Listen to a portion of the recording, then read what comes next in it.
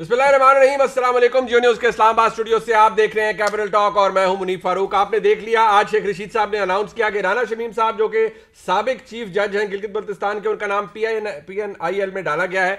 सवाल यह है कि जब अदालत उन्हें खुद कह रही है कि भाई जाइए अपना ओरिजिनल एफिडेविट लेकर आइए, जिस हालत में भी हो लेकर आइए, वहां हुकूमत को यह क्यों लगता है कि राना शमीम साहब जिन्होंने बकौल हुकूमत के अदलिया पर हमला किया है और पाकिस्तान मुस्लिम लीग नून या मियां नवाज शरीफ साहब की एमा पर यह हमला किया गया है, हुकूमत को यह क्यों लगता है कि राना शमीम चले जाएंगे और वापस नहीं आएंगे? इस हवाले से भी प्रोग्राम में बात होगी, क्योंकि सवाल अपनी जगह मौजूद है। आज जब इस्लामाबाद हाईकोर्ट के सामने उस ऑडियो के हवाले से बात हुई, जब जो दरखास्त गुजार हैं उन्होंने कहा कि अदालत को चाहिए इस हवाले से तहकीकात करे, तो बड़ी दिलचस्प सूरत हाल थी। अटॉर्नी जनरल ने अपने आर्ग्यूमेंट्स दिए, उसके बाद मोजेस जो चीफ जस्टिस हैं उन्होंने अपनी बात कही।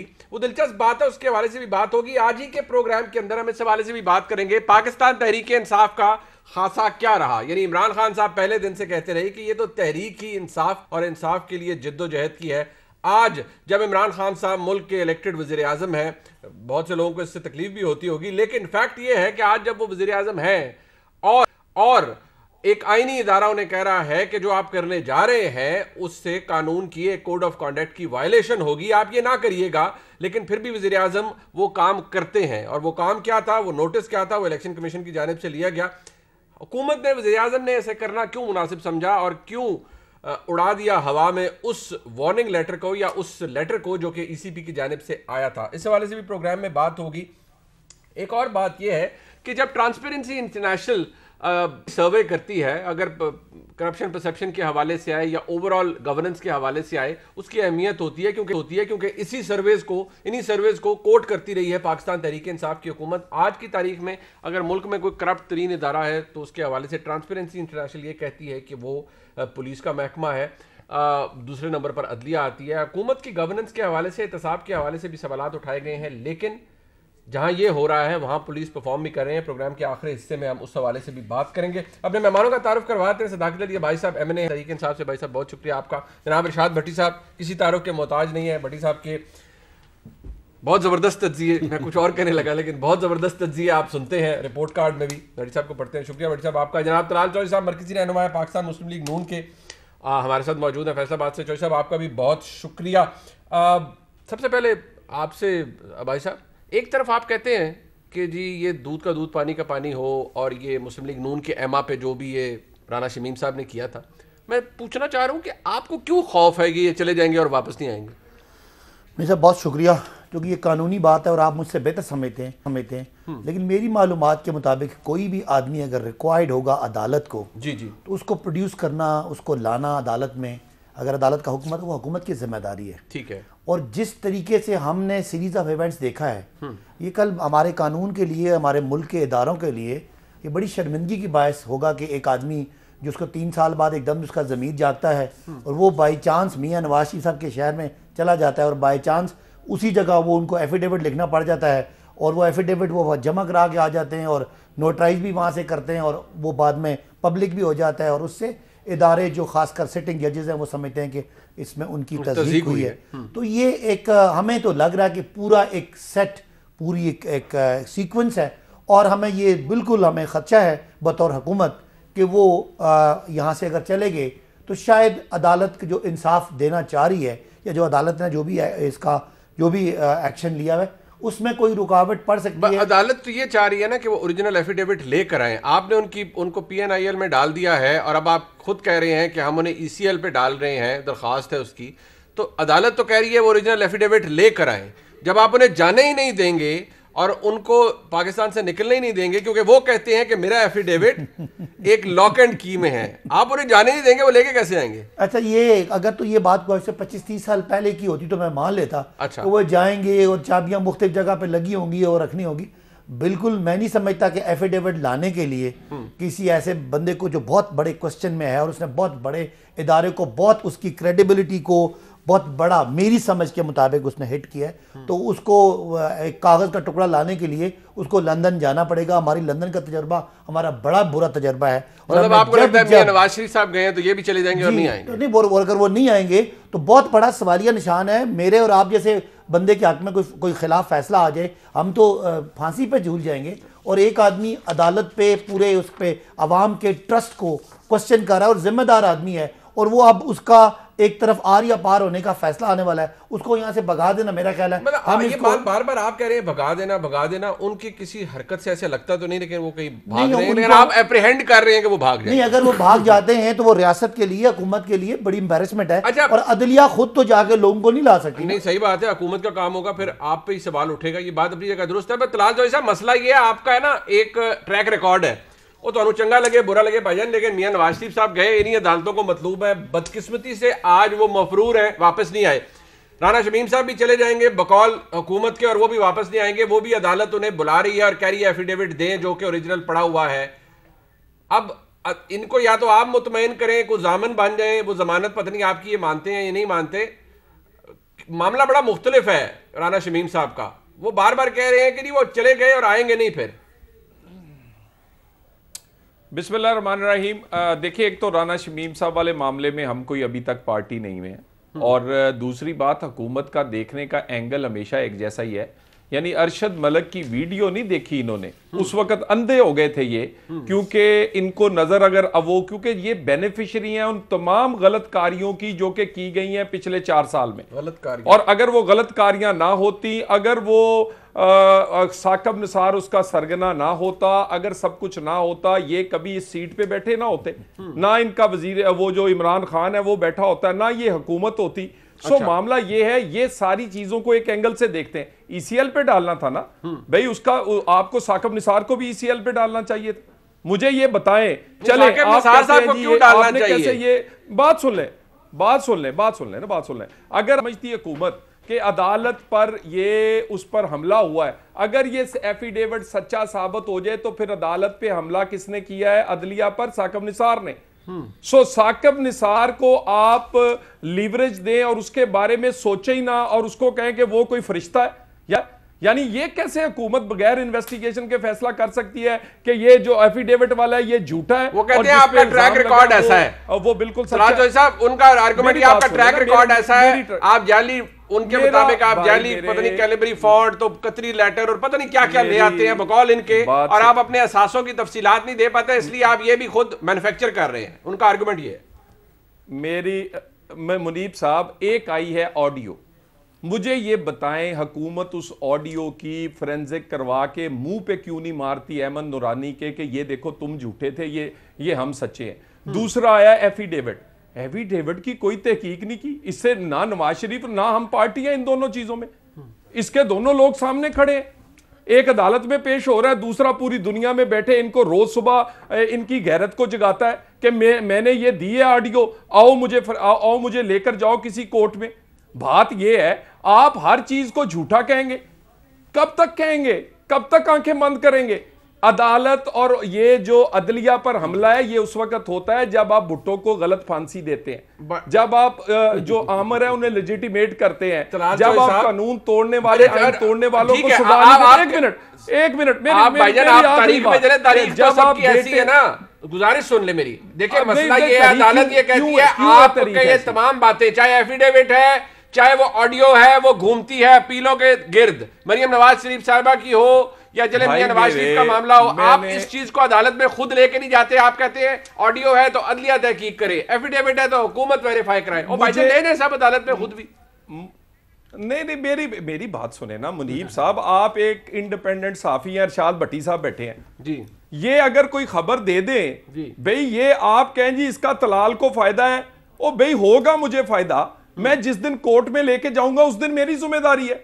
लेकिन एक इंडिपेंडेंट साफी ने खबर दी है, एक जज जो है वो एफिडेविट देता है, वो सारे झूठे हैं, साकब निसार सच्चा है। और ये देखें, ईसीएल में डालना है तो साकब निसार को पहले डाले, उसके बाद किसी को डाले। उसने तो एफिडेविट दिया है, साकब निसार तो आज तक छुपा हुआ है, उसने तो आके कोई बात नहीं की।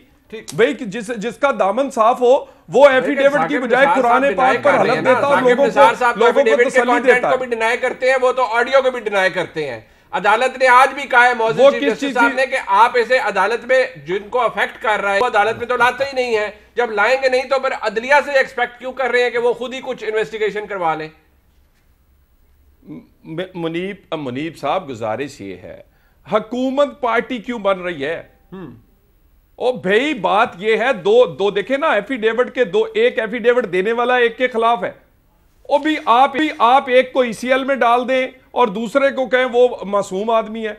एक इधर भी ऑडियो टेप आती है, आप पूरे सारी वफाकी कबीना काम छोड़ के तो आजे शुरू हो जाए उस सहाफी पर के ये और नून लीग पर। अच्छा। ओ भाई मेरा कोई जानने वाला गवाही नहीं दे सकता क्या? मेरा जानने वाले को आप झूठा साबित करें ना। मुझे अगर मेरी वो ऑडियो वो मुझे बेनिफिट करती है तो ऑडियो को झूठा साबित करने की बात है। अगर मुझे बेनिफिट साबित कर दे। ये बार जो बात होती है, एक तो ये आपका पहले भी आपसे तज्जिया हमने इस पे लिया, आपका मौकफ ये रहा है कि भाई इन्वेस्टिगेशन होनी चाहिए, चाहे एफिडेविट है चाहे वो ऑडियो है।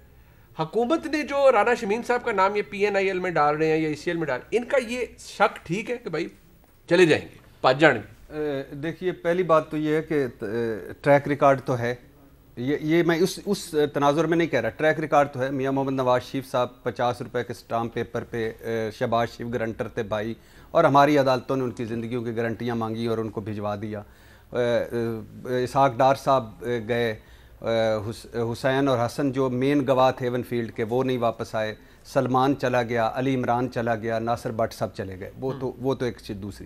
दूसरी बात यह है कि तलाल भाई ने अभी कहा कि ये यानी दो बड़े फरीक हैं जो मैंने पहले भी कहा था। एक है अदलिया, ये अदलिया की साख पर हमला है, ये अदलिया पर हमला है। कोई एक तो झूठा होगा ना, या राना शमीम झूठा होगा या साकिब निसार झूठा होगा, कोई एक तो है ना। दोनों किस तबके से ताल्लुक रखते हैं? अदलिया से। और दोनों किस हवाले से बात कर रहे हैं? अदलिया के फैसलों से के हवाले से। और तो सबसे पहले मेरी ख्वाहिश थी, पता नहीं क्यों काबिल एहतराम चीफ जस्टिस सुप्रीम कोर्ट ने इस पे आज खुद नोटिस नहीं लिया। मेरा ख्याल था कि वो आज खुद नोटिस लेंगे, अरशद मलिक और साकिब निसार और हलफनामा सारे को इकट्ठे करेंगे और वंस फॉर ऑल एक तहकीक करेंगे।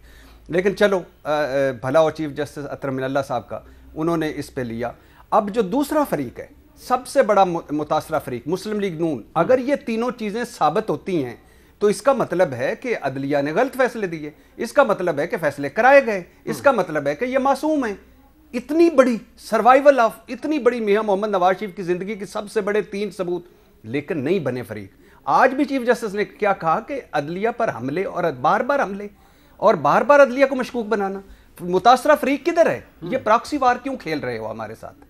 आज भी उन्होंने कहा। और दूसरी बात यह कि उन्होंने ये भी कहा, मुस्लिम लीग सिंध लायर्स विंग के नायब सदर राना शमीम और नवाज शरीफ साहब के वकील राना शमीम, हुसैन नवाज साहब से 2 मुलाकातें करने वाले लंदन में राना शमीम, और नवाज शरीफ साहब से मिलने वाले राना शमीम, और 3.25 साल बाद ज़मीर जागने वाले राना शमीम।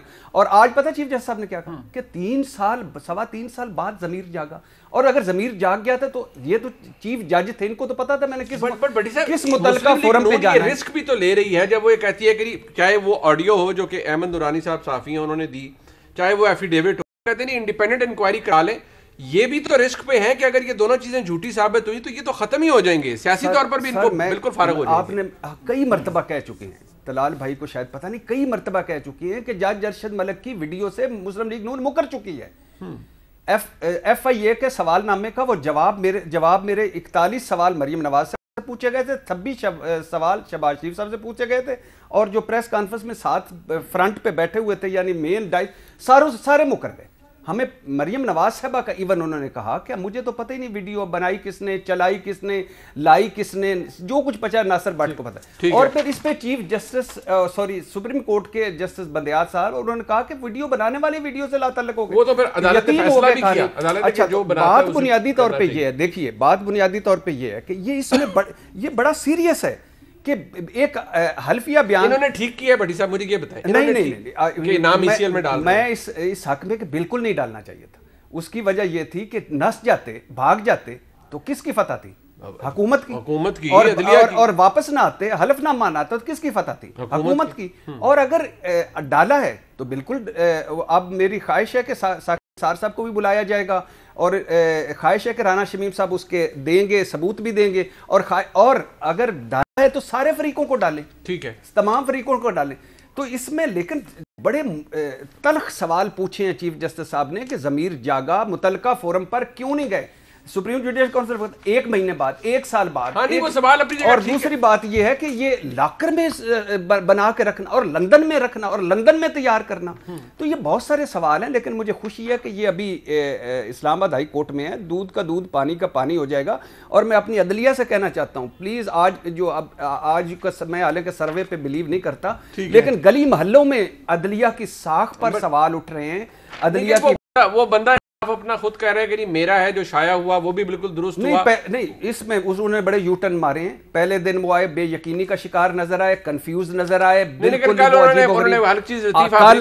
कल आए, उन्होंने ओन किया। बड़ी खुशी की बात है, ओन किया। अब बारे सबूत उन पे है कि अब वो बताएंगे कि वो कहते हैं मैं साकिब निसार को कन्फ्रंट करने के लिए तैयार हूं। अदालत को बुलाना चाहिए, लेकिन अदालत भी अदालत को नहीं कहा जा सकता कि जरूर बुलाएं। एंड तक तहकीकात तीनों की होनी चाहिए, हलफनामा अरशद मलिक और सारों का होना चाहिए। ये अच्छा, मैं भाई साहब ऑडियो साकिब निसार साहब, एक और बात जो कि जाहिर बात है उसका जिक्र है, वज़ीर आज़म पाकिस्तान का एक दौरा हुआ, आज वो तशरीफ ले गए पेशावर।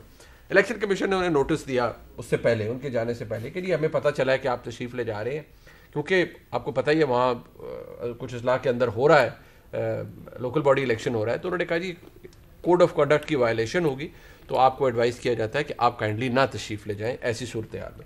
वज़ीर आज़म फिर भी गए। क्या जस्टिफिकेशन है वज़ीर आज़म साहब के जाने की, और आप कैसे समझेंगे कि वज़ीर आज़म साहब ने इलेक्शन कोड ऑफ कंडक्ट को वायलेट नहीं किया, उसकी खिलाफ वर्जी नहीं की? देखें, वज़ीर आज़म एक तो एक पॉलिटिकल एंटिटी है, लेकिन एक उनकी सरकारी जिम्मेदारियां भी हैं। ठीक है। और अगर वो गवर्नर हाउस में जाके कोई पूरे पाकिस्तान की स्कीम का अनाउंस उन्होंने करना उनके स्केड्यूल में है, और उनके बारे में इलेक्शन कमीशन को कोई शक है कि कोई कहीं खबर आई होगी इलेक्शन कमीशन को, शायद कोई वो कोट किया डेली डॉन में आया जी 8/12/2000 नहीं, वो इलेक्शन का एक कोई एक अखबार में खबर आ जाना और वजीर आजम का सरकारी दौरा होना, उसका कोई नहीं, उन्होंने कहा कि हमें पता चला है अखबार के जरिए कि आप जा रहे हैं। वो गलत पता चला ना, मतलब इन मालूमात सही नहीं थी कि वजीर आजम नहीं किसी सियासी एक्टिविटी में उनकी कोई ऐसी उनका अपना मौकफ है। वजीर आजम जाके उन्होंने एक उनका सरकारी दौरा था जो सरकारी था और किसी इलेक्शन कैंडिडेट से मुलाकात ही थी, किसी उस तरह का कोई मामला नहीं था। तो वो वजीर आजम भी तो एक पूरा एग्जेक्टिव का ऑफिस है ना, तो उनसे मौकफ उन्होंने अपना उनको पता था कि उनकी ऐसी कोई तो इरादा नहीं। में इलेक्शन कमीशन को पता ही नहीं है कि वज़ीर आज़म अगर वहाँ पर हेल्थ कार्ड बांटने जा रहे हैं या उसका इजरा करने जा रहे हैं, उसका इफ्तिताह करने जा रहे हैं, तो इलेक्शन कमीशन ने गैर कानूनी तौर पर नोटिस दिया? गैर कानूनी तो मैं नहीं कह सकता, लेकिन इन्फॉर्मेशन की बेस पे उन्होंने सवाल किया। अगर तो वो पोस्ट विजिट कोई बात होती तो फिर तो इवेंट की होती। ये तो एक उन्होंने पहले वो वार्न किया ना कि वज़ीर आज़म ना तशरीफ ले जाएं, क्योंकि वो मुल्क के वज़ीर आज़म है और वहाँ पर उनकी हुकूमत भी है, माइंडेड आपकी वहाँ पर हुकूमत है, खैबर पख्तूनख्वा में लोकल बॉडी इलेक्शन भी वहाँ हो रहा है। वज़ीर आज़म जाकर हेल्थ कार्ड है या कोई भी स्कीम है उसका इजरा करते हैं, इफ्तिताह करते हैं, उसके हवाले से बात करते हैं। लेकिन हमारा मौक़िफ़ ये है कि वज़ीर आज़म के पूरे अगले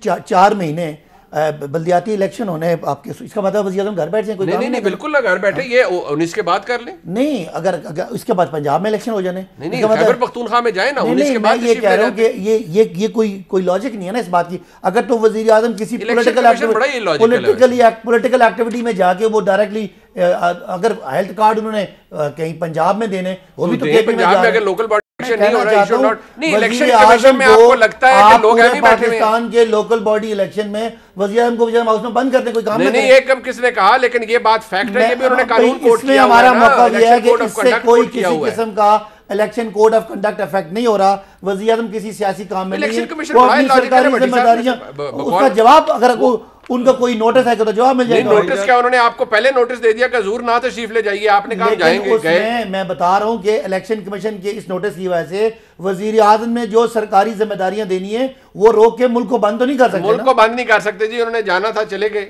अब 19 के बाद नहीं जाना था, पहले जाना था। अगर आप यानी अवाम की वेलफेयर हम रोक दें कि जो काम ना हो, प्रोजेक्ट इनॉग्रेट ना हो, इसलिए जो वहां पे बल्दियाती इलेक्शन भाईजान आप किसी मंसूबे का ऐलान नहीं कर सकते। अगर आप सुन लेना, ये मेरी बात सुन ले। अगर वो कानून भी पढ़ लिया करे ना, स्पेसिफिक कोई इवेंट करने जा रहे हो, ये पूरा मुल्की सतह का इवेंट है। हजूरे वाला मुल्की सतह का है, but he went to Peshawar, a political activity at the end of the day is a political entity, went to the provincial capital, addressed people inaugurated something. Don't you think that matters? मेरा ख्याल है governor house में जाके उनका एक specific national level का event करना, हल्के की लोकल पॉलिटिक्स भाई साहब का पॉइंट अपनी जगह की, वो यार आप वज़ीर आज़म को बंद नहीं कर सकते इलेक्शन कमीशन इन और अगले 4 महीने इलेक्शन होने, वो कहते हैं यार जान ही ना किधर वज़ीर आज़म साहब। बिल्कुल नहीं जाना चाहिए। पहली बात यह है कि वज़ीर आज़म इमरान खान साहब ने हमें भाषण दिए, दर्स दिया, सिखाया, पढ़ाया, बताया कि इदारों का एहतराम करते हैं, इदारों की खुद मुख्तारी का एहतराम करते हैं, इदारों को सियासतज़दा नहीं करते, इदारों पर बोझ नहीं डालते, इदारों पर दबाव नहीं डालते। लेकिन ये हुकूमत में आके हमारी अनफॉर्चुनेटली हमारी हिस्ट्री है कि जो हुकूमत में आता है वो फाशिस्ट हो जाता है और फाशिज्म की हर हदें अबूर कर। ये कल इलेक्शन कमीशन को कह रहे थे पैसे चीफ इलेक्शन कमीशन ने पकड़े हैं। कल वो वज़ीर आज़म काबीना की मीटिंग में माफी मांग ली, काबीना की मीटिंग में कह रहे कि उन जिन्होंने माफ़ी मांगी है मुझे उनकी क्या ख्वाजा सब याद आ गया कुछ। अच्छा, दूसरी बात यह है कि वो बीप हाँ, वो दूसरी बात यह है कि ये वज़ीर आज़म साहब काबीना की मीटिंग में क्या फरमा रहे हैं। मेरा प्राइम मिनिस्टर का वज़ीर, जो इलेक्शन कमीशन का भी वज़ीर आज़म है, काबिल एतराफ़ वज़ीर आज़म है। मैं तो कहता हूं कि वो इलेक्ट होके आप कहते हैं ना इलेक्शन कमीशन तगड़ा हो, जब वो मुल्क के वज़ीर आज़म को कहते हैं हुजूर ना तशरीफ ले जाइए, वो कहते हैं नहीं। अच्छा, उससे बड़ी बात काबीना को उन्होंने कहा कि आज़म सवाती साहब और फवाद चौधरी के साथ जाएं जी, इनका दिफा करें। किसके खिलाफ?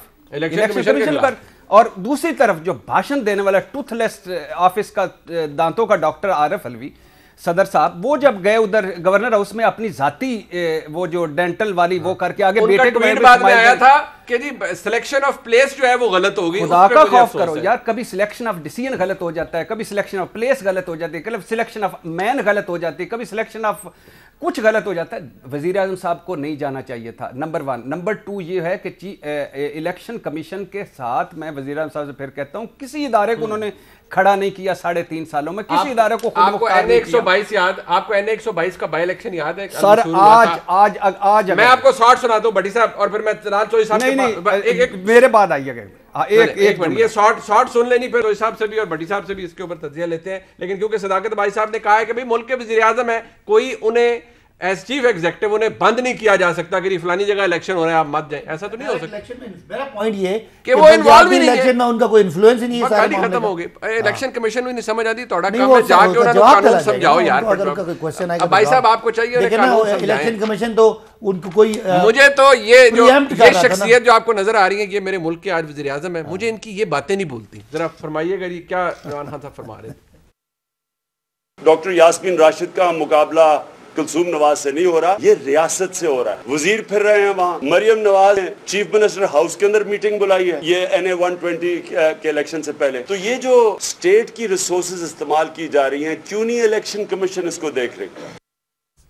उधर आप कहें इलेक्शन कमीशन देख नहीं रही, आंखें बंद हैं, हल्के में जाके करें ना, वो हल्के की इलेक्शन कैंपेन को इन्फ्लुएंस कर रहे हैं। मेरा पॉइंट है मुनीब साहब ये था, इस चीज का उस इलेक्शन आप मेरे बड़े ही मोहतरम भाई हैं, वज़ीर आज़म युगांडा नहीं गए थे, खैबर पख्तूनख्वा के प्रोविंशियल कैपिटल पेशावर तशरीफ ले गए थे, जहां वो गवर्नर हाउस में गए थे। ठीक हो गया भाई साहब ने तो बनना नहीं पड़ी साहब, आपने जो मिसाल दी मुनीब साहब, वो जाके उस वक्त वुज़रा हलकों में फिर के वोटर को इन्फ्लुएंस करे। अच्छा, पता वाला मुल्क का वज़ीर आज़म जिसकी हुकूमत वहां पर है, वो प्रोविंशियल कैपिटल में जाता है, कार्ड का इजरा करता है, उसके बाद भी जा सकते नहीं। पता है परवेज खटक साहब ने, मैं 2-3 जुमले, परवेज खटक साहब ने वो कहती है वो चीफ मिनिस्टर हाउस में मीटिंग कर रही थी, यहाँ प्राइम मिनिस्टर भाई क्यों लड़ रहे हैं भाई, क्यों जज्बाती हो रहे हैं? नहीं मैं जज्बाती भाई साहब कैसे गाल नहीं, अब्बासी साहब सही कह रहे हैं, जो कह रहे हैं भाई साहब ठीक कह रहे हैं। लेकिन पता है श्रीलंकन मैनेजर के हवाले से परवेज खटक साहब ने क्या बयान दिया, उनसे वजारत ली है वापस? अच्छा, नंबर 2 बताएं कि जो फैसलाबाद की खवातीन बरहना करके जो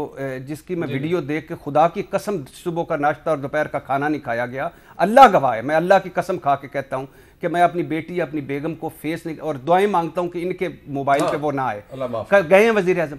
और दूसरा जो गुलदस्ता इजाज चौधरी साहब गुलदस्ता आप वो तहरीके लब्बैक को पेश कर रहे थे, जो कांस्टेबल मरे हैं, किसी के घर वजीर आजम गए हैं? अच्छा, तो वजीर आजम गए कहाँ? पेशावर नहीं जाना चाहिए था। और यही दर्स है ये जो हमें देते रहे थे। नहीं, बट भाई साहब का पॉइंट अपनी जगह पर है। मैं जरा तलाल चौधरी साहब से इसके ऊपर ओपिनियन लेते हैं। एक ब्रेक जी, मुझसे सब वापस आ रहे हैं।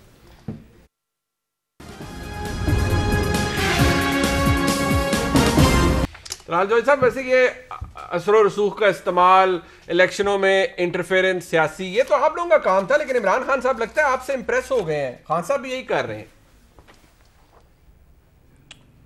देखिए खान साहब, अगर पाकिस्तान में किसी को वर्ल्ड कप मिले ना जी कॉलो फेल में तजाद का, तो वो इमरान खान के पास है। यानी देखे ना ये कैसी अभी सदाकत अब्बासी साहब बातें कर रहे हैं, मेरे लोग भी हंसते होंगे भाई इस बात पे, इनको चाहिए था चुप हो जाते। यानी साडा कुत्ता कुत्ता इन्हां दा कुत्ता टॉमी, क्यों चुप हो? यानी जो इमरान खान कर दवे वो ठीक है जी, वो नहीं प्लीज वो देखिए मेरी एक वर्ल्ड कप काफी है, अब दूसरा ना दे। गुजारिश ये है देखे ना कानून की पासदारी की कहाँ है आज तक। ये एक पार्लियामेंट है, उसको इन्होंने ऑर्डिनेंस फैक्ट्री बना दिया, वो सदर साहब का जो था। जो गलत काम है, जो आपकी मन मर्जी है, वो आप हुकूमत में रहकर कर रहे हैं, और उसके बाद आप कहते हैं जी इलेक्शन कमीशन को मैं फाल करना चाहता हूं। ईवीएम बनाने के लिए तो आप जॉइंट सेशन और पूरे रूल्स एंड प्रोसीजर्स को आप बुलडोज कर देते हैं। भाई अगर आपको इलेक्शन कमीशन का रूल ये नहीं पसंद, ज़ाब्ता इखलाक, आप पार्लियामेंट के अंदर आप दोबारा अक्सरियत में हैं, आप कानून लाकर उन्हें कहें कि आप ये नहीं कर सकते। ये वजीर आजम जो है, ये मुल्क का वजीर आजम हो सकता है, इसको आप नहीं रोक सकते। ये सारी की सारी बातें जो हैं, बाकी मैं इन पे कोई लंबी चौड़ी बात करने का फायदा कोई नहीं है। अच्छा। ये कुछ सवाए इस बात के कि किसी ना किसी तरह हुकूमत में रहने के लिए जो मर्जी इनसे करवा ले, सारे दिन की सोच इनकी ये। अभी ये सर्वे आया एक, खुदा का वास्ता उसको पढ़े और सोचें कि उस सर्वे से आम आदमी किस तरह अफेक्ट हो रहा है, वो इनके बारे में सोच क्या रहा है, हालत क्या है इस मुल्क की। ट्रांसपेरेंसी इंटरनेशनल ये कह रहा है, तराज जोशी साहब, क्योंकि आपने जिक्र किया है कि 92.9% पाकिस्तानियों की राय में सबसे ज्यादा महंगाई तहरीक इंसाफ के दौर में हुई है। 85% अफराद का कहना है 3 साल में उनकी आमदन में कमी आई है। तकरीबन 67% अफराद का उनका अवाम का ख्याल है, जारी बात है सैंपल साइज होता है, कि एहतसाब का अमल जो है वो जानिबदाराना है, यानी वो इंडिपेंडेंट नहीं है। 50% लोगों के ख्याल में महंगाई और बेरोजगारी में इजाफे की वजह हुकूमत की नाअहली है। अगेन ये चारों प्रोविंसेस से किया गया, अक्टूबर 2021 के अंदर ये सर्वे किया गया है। मुझे बताएं मुनीब साहब, ये 85% ने कहा है हमारी आमदन में कमी हुई है, वो 15% बाकी मुझे दिखाएं। 100% को पता है कि पिछले 2 साल से कोरोना है और पूरी दुनिया बंद है, और यानी ये भी आप कर लेना, ठंड पैगी, बर्फ के ब्लॉक लग गए, यानी बर्फ वो जब आपकी फैक्ट्रियां बंद होंगी, कारखाने बंद होंगे, टूरिज्म बंद होगा, स्कूल बंद होंगे, और सबसे गाड़ियां बंद होंगी, ट्रेनें बंद होंगी। आजम सवाती साहब, आज आप रेलवे के वजीर हैं, आप इलेक्शन कमीशन पे चढ़ाई कर रहे हैं, आपका बाकी कोलाफल छोड़े, आज आपका बंदा ट्रेन रोक के दही लेने गया हुआ था, तो कहते हैं मुअत्तल कर दिया। और अगर ऊपर से मुअत्तली शुरू हो तो फिर अच्छा, करप्शन खुदा का खौफ करें कि यानी सबसे बड़े 2 नारे थे, रिफॉर्म्स और एहतसाब।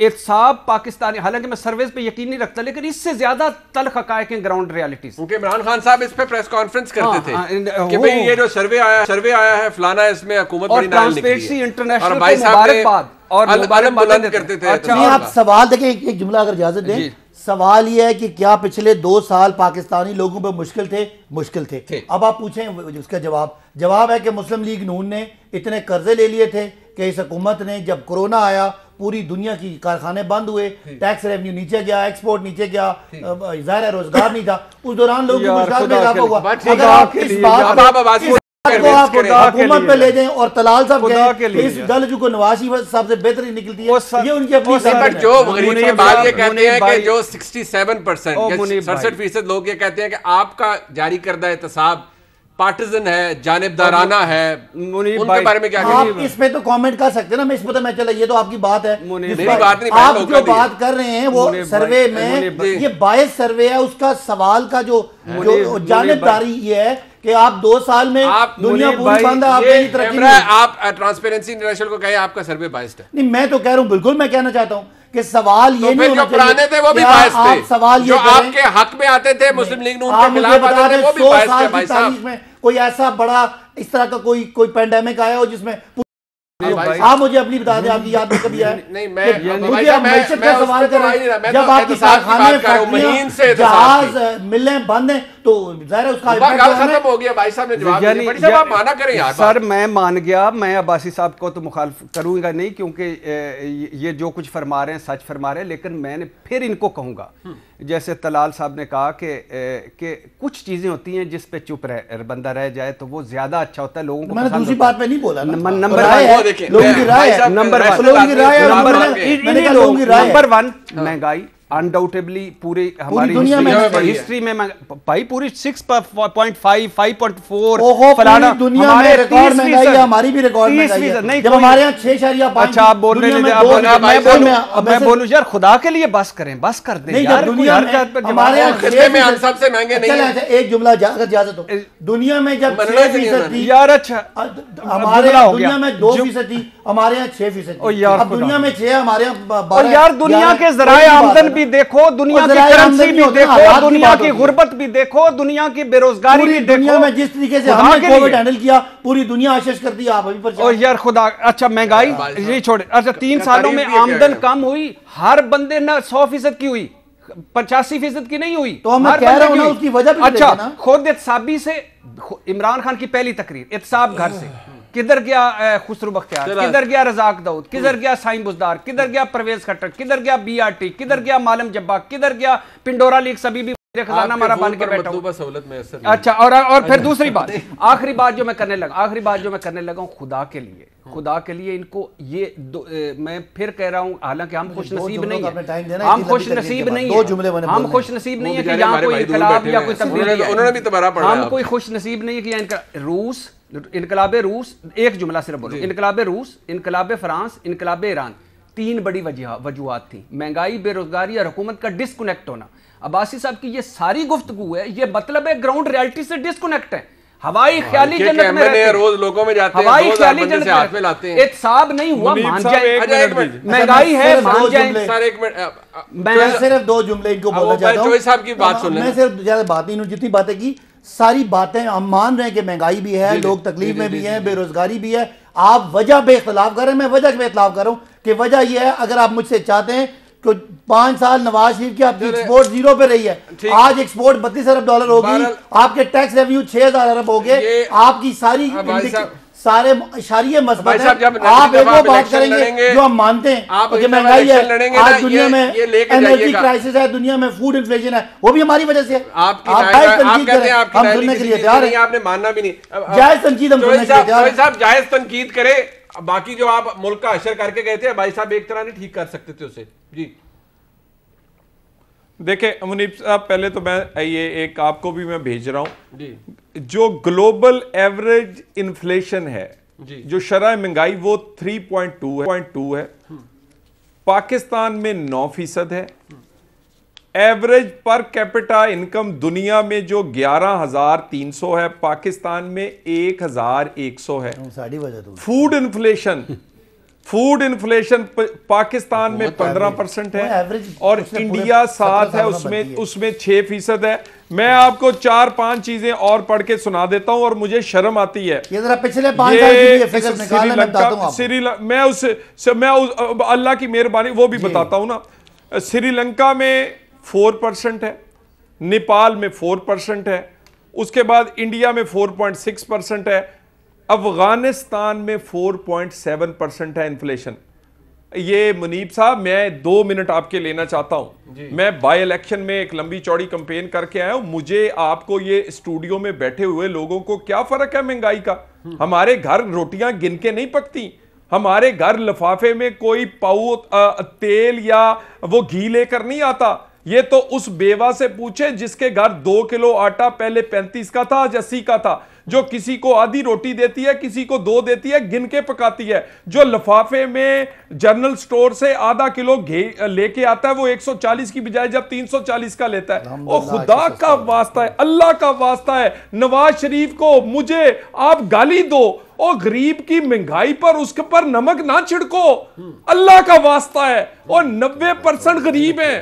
आपको पता ही नहीं कि ये रोटी, चीनी, घी, ये तेल, गैस, उस पर किस तरह बिजली बन के गिरती है।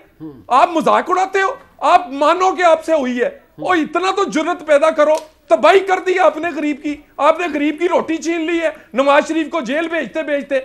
ओए आप हमें जेल भेज दो, काल कोठरियां हमने भुगत ली, गरीब की रोटी वापस करो। गरीब की रोटी वापस ये आप लेकिन ऊपर आपकी से बड़ी बैठ के जज्बाती आप तकरीर है, जरा जवाब सुन टीवियों लें। पे बात करते आज हैं मेरी से वजह से नहीं हुई और मुझे आटा, पता नहीं है और केनू पता वा। दालें और घी 30% सस्ता होने का ही वजीर आजम ऐलान करने गए थे, जिसको आप आज तनकीद कर रहे थे। नहीं, मैं नहीं कह रहा इलेक्शन नहीं, कमीशन ने सुन नोटिस लेना। किया, मेरे तरह जाया करो यार, मैं तो नहीं, लेने का आपकी बात क्वेश्चन। आप तीनों तनकीद की है ना, अब जवाब भी तो सुन लेना। जी, बिस्मिल्लाह। इतनी आपने 2 तकरीर करवाई है, मेरा भी सुन लें बिस्मिल्लाह। कि मैं कह रहा हूँ जो ये बात इनकी जितने जज्बात थे, चलें वो गरीबों के लिए थे तो बड़ी अच्छी बात है। काश उन अमीरों का भी जिक्र करते जिनकी वजह से ये आज दाल रोटी का वो नहीं मिल रही, और जो यहाँ से लूट मार करके, आप सुन लेना जरा, चले गए। ये जो फिक्र आपको है ना, आपको तो खाली तकरीरों की फिक्र है ना, आपने अपने दौर में कुछ नहीं किया। इमरान खान पाकिस्तान के गरीबों के लिए आज से आटा, दालें और घी 30% सस्ता करने का फैसला और ऐलान और उस पर इंप्लीमेंट कर देंगे, इंशाल्लाह लोगों को सस्ता मिलेगा। बाकी अगर आपने जो फिगर्स पढ़ी है ना कि वहां पे 4%, ये मेरी बात है मुनीब साहब, मुल्क की जो कौमी आमदनी है ना वो 1 साल पे मुहित नहीं होती। इस मुल्क ने अगर अपना ट्रैक लूज किया, वो आखिरी 5 साल किया जब पाकिस्तान मकरूज हुआ, जब आपकी एक्सपोर्ट रुकी, जब आर्जी तौर पे इन्होंने करेंसी को विद होल्ड करके, जो बाद में आके मिफ्ता इस्माइल ने भाई साहब, ये है वजह ट्रैक लूज करने की। आज आपकी वेलफेयर स्टेट के हवाले से 30% सब्सिडी जा रही है। ठीक है, सब कुछ ठीक हो रहा है जी। अब भाई साहब ने ना हमारी कोई बात माननी, हमारी क्यों ना माने, हल्के में जाते हैं लोग तो इनसे पूछेंगे और पूछते रहेंगे। मैं रोज हल्के, अभी भी हल्के से आ रहा हूं। बड़ी अच्छी बात है, अगला इलेक्शन आएगा तो आप लोगों को यही बताइएगा जो हमें बताया। बड़ी साहब आपका शुक्रिया, भाई साहब आपका शुक्रिया, तलाल चौधरी साहब आपका शुक्रिया। प्रोग्राम में एक ब्रेक शामिल करते हैं जी, वापस आएंगे। सियालकोट वाकया इंसानियत सोज वाकया था, लेकिन उसका एक पहलू ये भी सामने आता है कि जिस तरह पुलिस ने डिलीवर किया, इस पर बात करते हैं ब्रेक के बाद।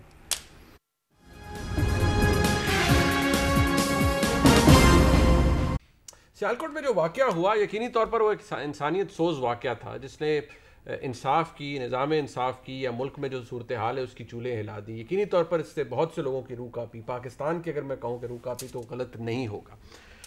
इस केस को या इस सानहे के बाद जो एक अगर पाकिस्तान के लिहाज से जो पॉजिटिव बात सामने आई वो सिर्फ ये थी, उसका अगर एक एंगल वो ये कि जितनी प्रॉम्प्टली पंजाब पुलिस ने, ख़ास तौर पर सियालकोट पुलिस ने जिस तरीके से रिस्पॉन्ड किया और जितनी स्विफ्टली लोगों को आइडेंटिफाई किया, मुताद्दिद रेड्स कंडक्ट किए और जिस तरह से जो मुल्ज़िमान थे उनकी गिरफ्तारियां अमल में लाई गई, यानी रिकॉर्ड टाइम के अंदर। और इस तरह के इसको बहुत सी जगहों पर इवन बैरून मुल्क भी एक्नॉलेज किया जा रहा है कि जिस तरीके से सब कुछ किया गया वो एग्जाम्पलरी था।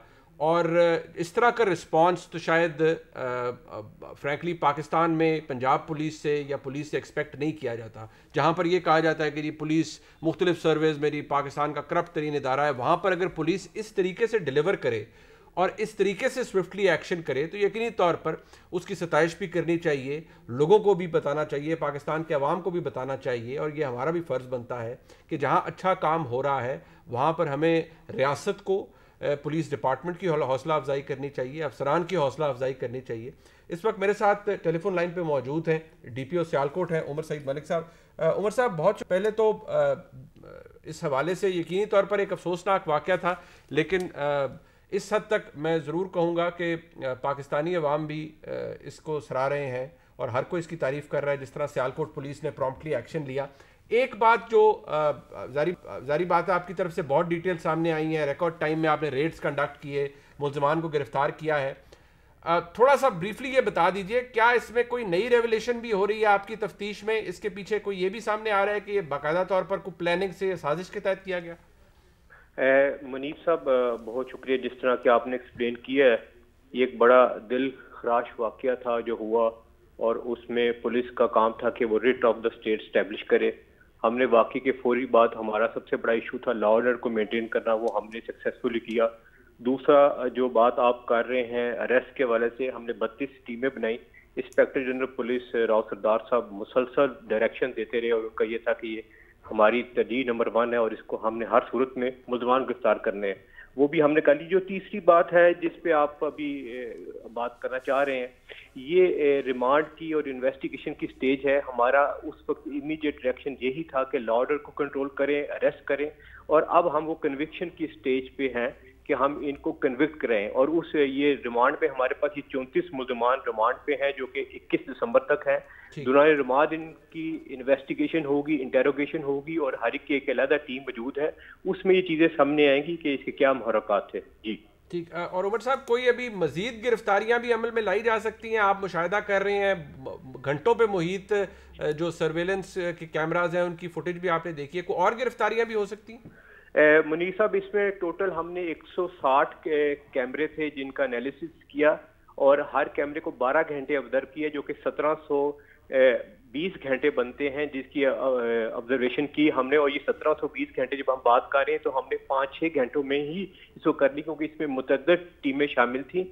उसमें से 34 बंदे निकले जो गिरफ्तार हुए, आइडेंटिफाई हुए। ये एक बड़ा कम्बरसम प्रोसीजर था और अभी भी है, जिसमें कुछ लोग जो बकाया हैं जो कि अभी आइडेंटिफाई हम साथ कर रहे हैं, क्योंकि इसकी सबसे इंपॉर्टेंट चीज़ ये है कि उन डीवीआर में से उन बंदों को आइडेंटिफाई किए जाए, उनकी शिनाख्त की जाए, फिर उनकी शिनाख्ती कार्ड, उनका पूरा एम्प्लॉयमेंट रिकॉर्ड लिया और उसके बाद रेड किए जाए। जो ही ये वाकया हुआ, हमने शहर के तमाम जो बस अड्डे थे, जितनी पब्लिक ट्रांसपोर्ट थी, सबको सील कर दिए, क्योंकि ज़्यादातर लोग जो इस फैक्ट्री में थे वो दूसरे शहरों से थे। तो खदशा ये था कि अगर ये इंफॉर्मेशन उन तक पहुंच जाती है तो ये ना हो कि वो दूसरे शहरों में चले जाएं और फिर अरेस्ट का प्रोसेस डिले हो गया। इंस्पेक्टर जनरल पुलिस मुसलसल उन्होंने ये बात हमें की कि हर सूरत में हमने एज अर्ली एज पॉसिबल इनको गिरफ्तार करना है और फिर हमने इनको अरेस्ट किया। अब जो बाकी जो है वो तफ्तीश का अमल है, जिसमें तमाम एंगल से हम तफ्तीश कर रहे हैं और इसको आगे जो भी चीज़ होगी हम जब वक्त आने पे मीडिया से शेयर भी करेंगे। जी ठीक, बहुत शुक्रिया उमर सईद मलिक साहब। यकीनी तौर पर पुलिस के जहाज ने अच्छा काम किया है और सियालकोट पुलिस ने ये एक टेस्ट केस था और जिस तरीके से रिस्पॉन्ड किया है और मुल्ज़मान की गिरफ्तारी की है, यकीनी तौर पर जो पूरा एक पाकिस्तान का इम्प्रेशन था इस हवाले से वो तो ख़राब हुआ, लेकिन जिस तरह से पुलिस ने जो कल्प्रिट्स हैं उनको पकड़ा है वो एक ज़रूर सिग्नल देता है कि पाकिस्तान में अभी लॉ एंड ऑर्डर की सिचुएशन उतनी ख़राब नहीं है जिसके बाद बार बार की जाती है। एक अच्छा काम किया पुलिस ने, जिसकी तारीफ़ भी करनी चाहिए और पुलिस की हौसला अफजाई भी करनी चाहिए। प्रोग्राम आपने देखा जी, फीडबैक जरूर दीजिएगा। देखने का शुक्रिया। खुदा हाफ़िज़।